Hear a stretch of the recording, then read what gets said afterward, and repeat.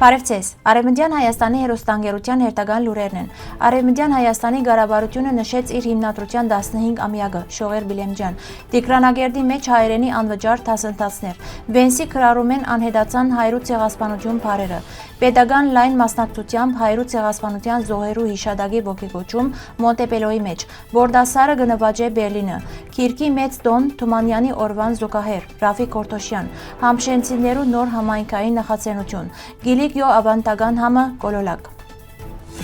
Փետրվար 4-ին Արևմտյան Հայաստանի ղարաբարությունը նշեց իր հիմնադրության 15-ամյակը։ Հանդիսավոր ժողովի ընթացքին ներկայացվեցան գառույցին պատմությունը, արձանագրված երկբերումները եւ հայ ժողովրդի ինքնության պահպանման ուղիները։ Ելույթով հանդես եկավ Արևմտյան Հայաստանի ղարաբարության խոսնակ Շողեր Բիլեմջան, ով շեշտեց, թե ղարաբարությունը ստեղծված է ոչ միայն իբր գործադիր մարմին, այլ որպես հայ ժողովրդի իրավունքներու, մշակույթի եւ ազգային ժառանգության պաշտպանության գառույց։ Ան հիշեցուց, որ գառույցը հիմնադրված է 2011 թվականին Փարիզի մեջ, իսկ 2013-ին ի վեր իր գործունեությունը հիմնականորեն շարունակած է Արցախեն եւ Երևանեն։ Խոսնակը ընդգծեց, որ ղարաբարության առաքելությունը կներառե ոչ միայն ազգային իրավունքներու պաշտպանությունը, այլ նաեւ գործուն մասնակցությունը քաղաքական եւ մշակութային դեղական դաշտերուն մեջ։ Ան նշեց, թե որոշ քաղաքական ուժեր չեն ուզեր, որ Արևմտյան Հայաստանի հայությունը գոյատևե որպես ինքնուրույն միավոր, սակայն ղարաբարությունը պիտի շարունակե հետևողական աշխատանքը հայ ժողովրդի իրավունքներն ու ժառանգությունը պահպանելու ուղղությամբ։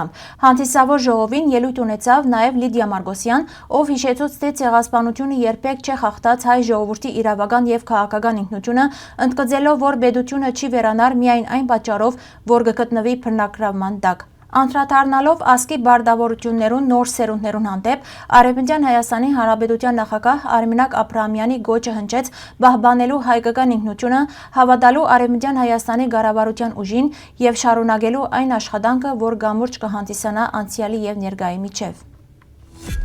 Տիգրանագերդի մեջ շուտով պիտի մեկնարկե հայերենի անվճար դասընթացը, դառնալով ուշագրավ եւ խորաբես խորհրդանշական իրադարձություն դարաշրջանի մշակութային կյանքին մեջ։ Ինչպես կհաղորդե թրքական Բիանետ լրատվական գայքը, Տիգրանագերդի քաղաքապետարանը կգազմագերբե քրդերենի, հայերենի եւ ասորերենի դասընթացներ։ Ծրագիրը կյանքի կգոչվի քաղաքապետարանի արվեստի եւ ընկերային գործերու վարչության կողմէ լեզուներու եւ մշակույթներու բազմազանությունը խթանող գրթական նախաձեռնություններու ծիրեն ներս։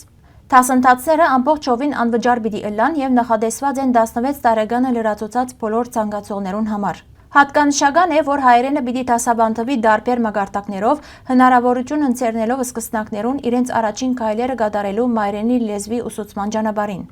Տիգրանագերդի մեջ հայերենի դասաբանդումը ոչ միայն գրթական, այլ նաև խոր խորհրդանշական նշանակություն ունի։ Ան կվկայե դարաշրջանի մեջ մշակութային բազմազանության ճանաչման եւ լեզվական իրավունքներու նկատմամբ աջող ուշադրության մասին։ Արդյոք այս նախաձեռնությունը նոր էջ մը կփանա Արևմտյան Հայաստանի մեջ հայերենի վերագենտանացման ճանապարհին, ժամանակը ցույց կտա, սակայն արդեն այսօր կարելի է արձանագրել, որ հետաքրքրությունը մեծ է, իսկ սպասումները բարձր։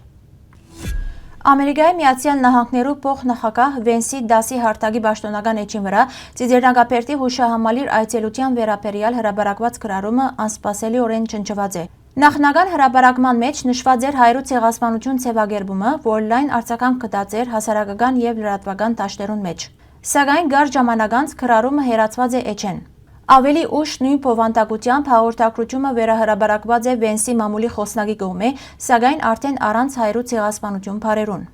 Այս փոփոխությունը նոր քննարկումներու եւ մեկնաբանություններու առիթ տված է հանրային շրջանակներուն մեջ։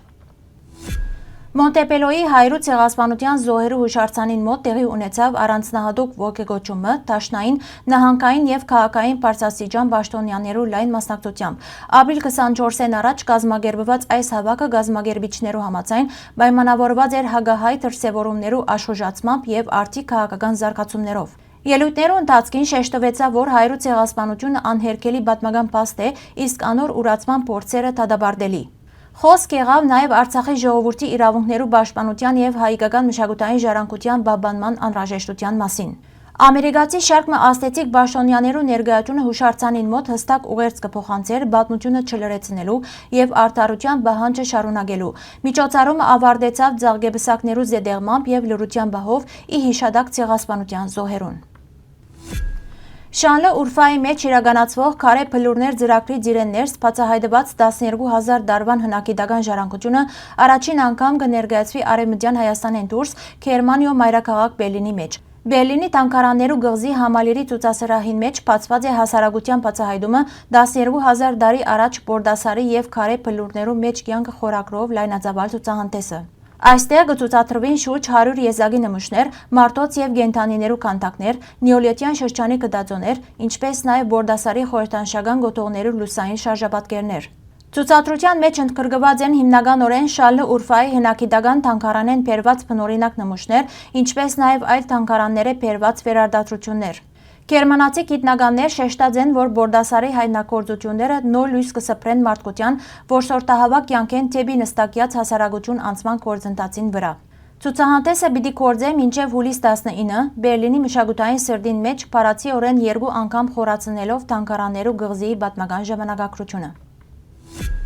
Փետրվար 19 Հովանես Թումանյանի ծննդյան եւ գիրք նվիրելու օրը քրքասերներուն համար դարվան ամենեն հետաքրքրական օրերեն մեկն է։ Այս առիթով հայկական ճարտարապետությունը ուսումնասիրող հիմնադրամը իր բոլոր հրատարակությունները մինչև փետրվար 20-ը կներկայացնե 57% ստեղծով, իսկ յուրաքանչյուր քնորդ իբրև նվեր կստանա նաև Վարդցխանտեսի 10-րդ թիվը նվիրված հուշարձանագետ Սամվել Ղարաբեդյանի կյանքին եւ գործունեության։ Գիրքերուն կամ լրացուցիչ տեղեկություններու համար կարելի է ծանոթանալ մեր գայքին մեջ նշված հասցեով։ Միացեք այս տոնին, բացահայտեցեք հայ գիրքի հարստությունը եւ ստացեք բացառիկ նվերներ։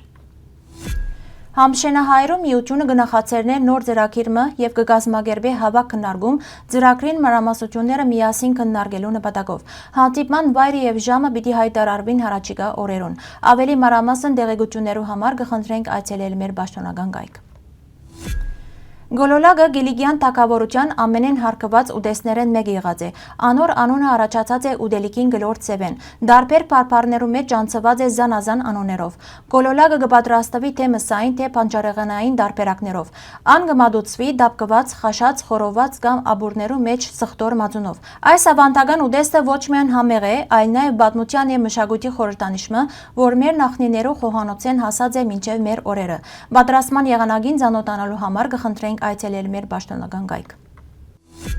Հարգելի հայրենագիտներ, այսօրվան համար այսքան էինք նախատեսած։ Շնորհակալություն ձեր ուշադրության համար։ Լավ մնացեք։